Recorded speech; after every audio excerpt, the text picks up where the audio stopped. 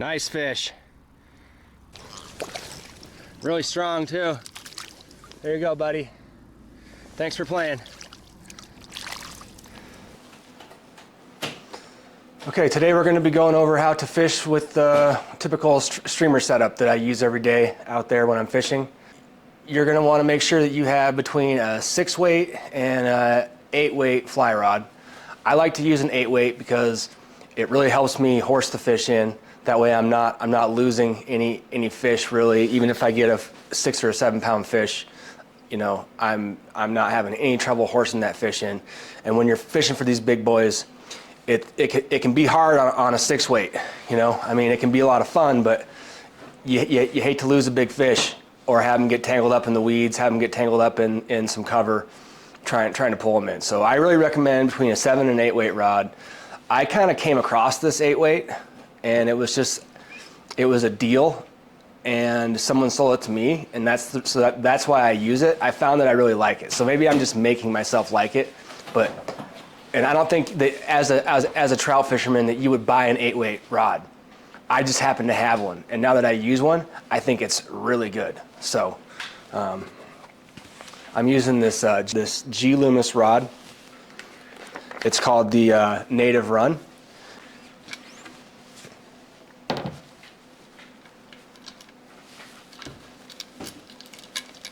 Okay, and it's pretty stiff. So I'm using this Loomis Native Run. Okay, next I'm using my Lampson Guru, which I've had for quite a few years.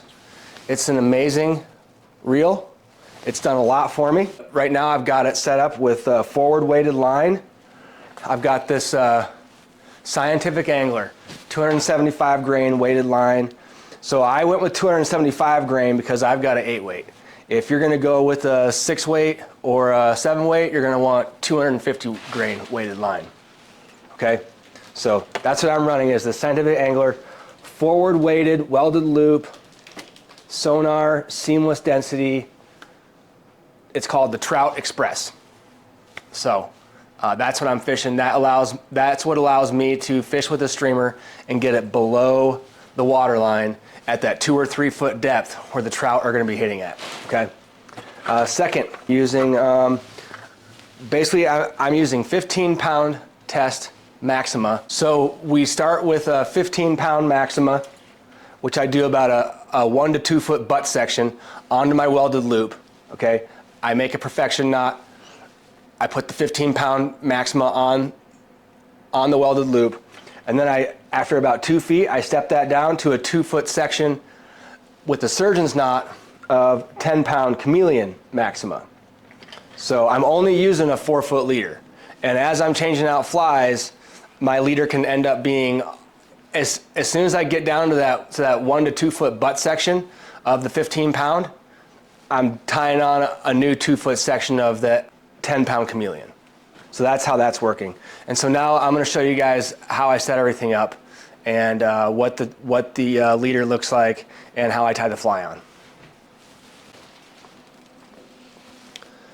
So this is what the rod looks like together. You know, it's got really good action. This is a really stiff rod.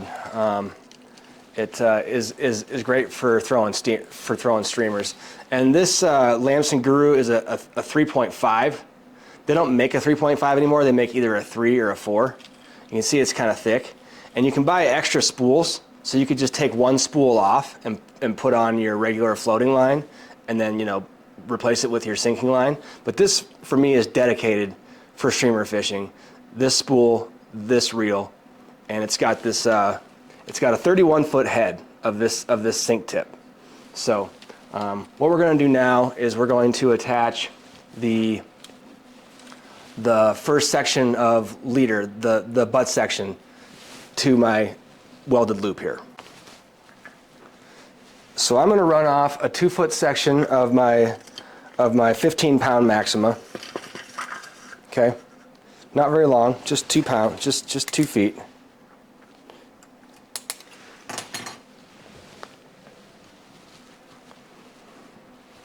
All right, and how we're going to make our perfection loop is I do this a lot different than some people.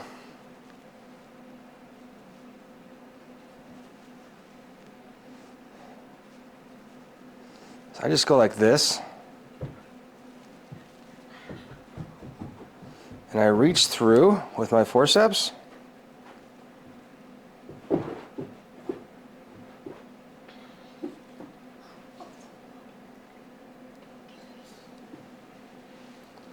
Okay, and I pull it all together like that. Okay, and with this parachute cord loop, what makes this easy is, so when you have a parachute cord loop, you know, or when you have a perfection knot, this is what I do. You know, boom, there's your perfection loop. A lot of guys, obviously they tie it differently, where they start here and they come around and they do a whole different loop like that. I do it like this, okay? All right, I pull up this really tight right here. I come around. Now when you're doing it with fly line, it's a little bit harder. So I just grab it with the hemostats. What are you doing? And boom. Tying. That's your loop. Right there.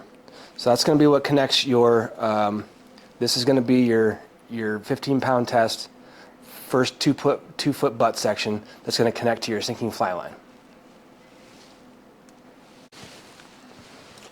Okay, so we've made our perfection loop, and we just run the two together.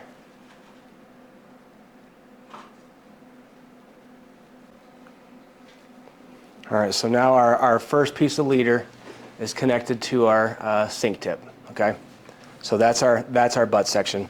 Now we're going to do another 2 foot section. Now we're going to take, and we're going to use a surgeon's loop to attach. What I like to do is I like to get it a little bit moist there so that the two stick together. What are you doing there? We're going to do this 3 times.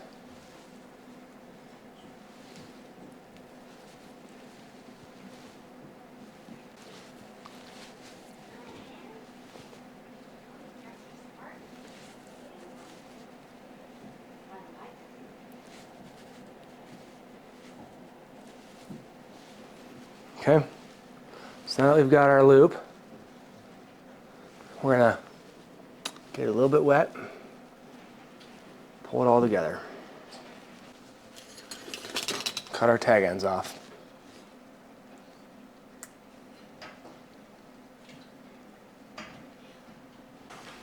And that's our full butt section. It basically starts, here's the beginning of our sinking line, and then away over here is, that's our entire leader. It's 2 foot of 15-pound and 2 foot of 10-pound. And I used a surgeon's knot right there for the connection from the 10 to the 15-pound. And I used a perfection loop for the connection from the sinking line down to the 15-pound chameleon. All right, now I'm going to show you guys how to attach the fly to this 10-pound chameleon. And I use a special knot that allows the fly to give it some more action in the water. Okay, so say this is the eyelet of your hook, or the eyelet of your streamer. All right, this is your 10-pound section of leader. Okay, you're gonna make a little loop like this in your leader. Then you're gonna come through the eyelet of the hook like this, come back through that loop that you just made, okay, like that, leaving a little bit of a loop right there. All right, tie your clinch knot like you normally would, but instead of going back through the eyelet of the hook, come through the loop you just made.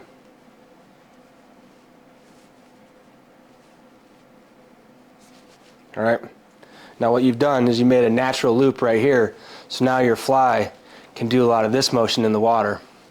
Instead of being tied directly to the clinch knot where it has to move with the line, it's very unnatural moving in the water. Now it can move very naturally in the water. So let's go over flies. What I use on the river, when I use it, when I do color changes, when I change my flies. Let's just get into it. This is the box I take out on the river with me. But basically, what I'll do every time is I'll start with white.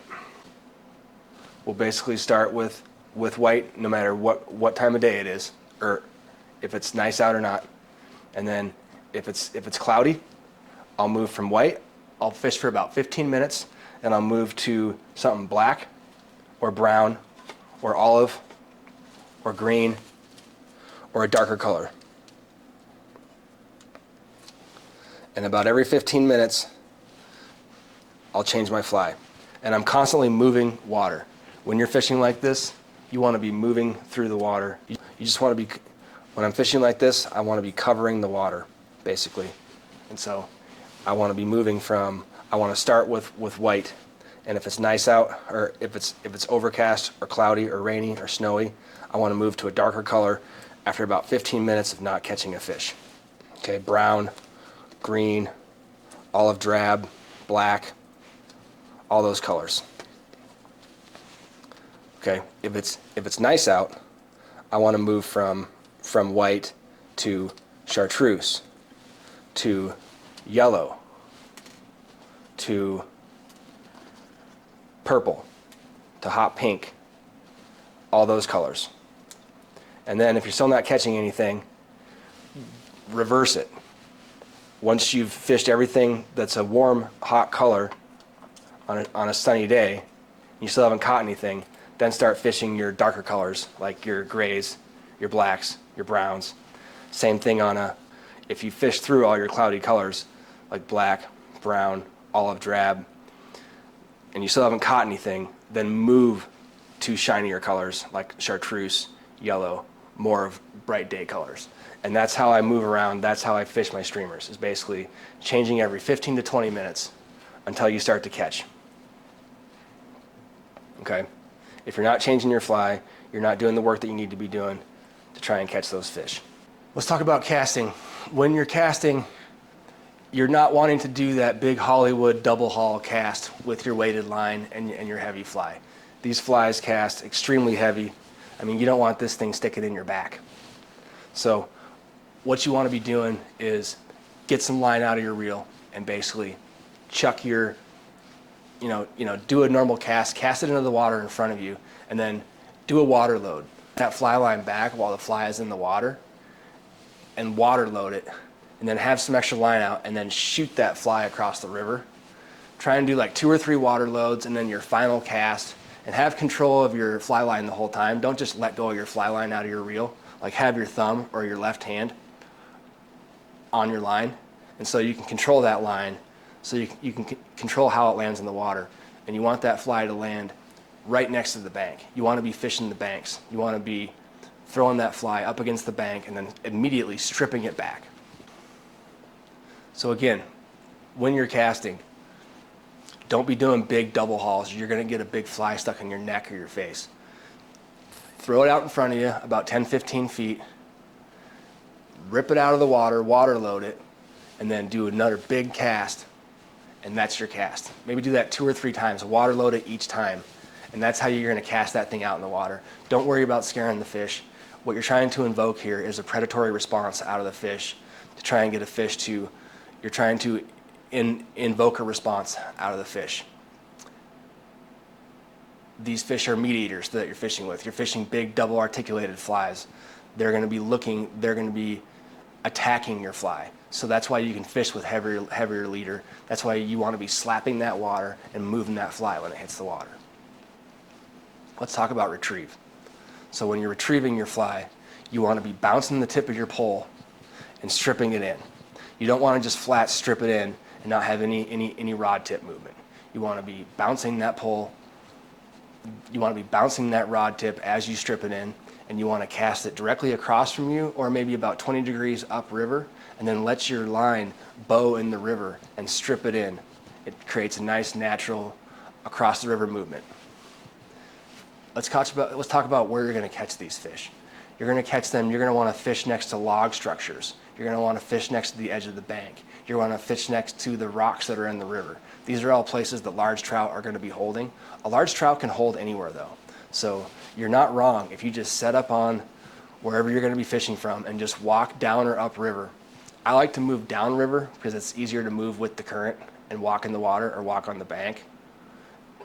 And so just cover water. Just throw your fly line out get maybe 1 or 2 casts in the same spot, move 5 or 10 feet down the river, get 1 or 2 casts, cast, move, you know, fish that log structure, you know, get a few casts in and around the log structure and then move on. You know, don't sit there and change flies, fish it again. Don't even fish it for 10 minutes. Get 1 or 2 casts around that log structure. If a big brown's sitting in there, it's going to hear that fly slap the water and he's going to come attack your fly right away. And basically that's the name of the game when you're fishing these big flies with this big weighted line, is you're going to catch more big trophy trout in 1 year of doing this than you will your entire time fly fishing if you're not fishing this way. So get ready to catch big fish. Don't get let down when you get out there and you fish for 3 days in a row and don't get any bites, because you're going to be surprised when you get a bite. You're not doing it wrong. Just get your fly out there in the water, strip it in, and fish those log structures. Fish those places in the river that look like natural places that big trout hold. Fish that rusty car that rolled in the river 10 years ago. You know, fish the weed beds. Fish the tributaries that come in from the river. You know, fish those sandbars. Fish the log structures. Fish the rocks. Fish the open river. Just walk down river and just cast every 10 feet and strip it in. Eventually, you will catch a fish. And if you're fishing with these big double articulated number 2 streamers,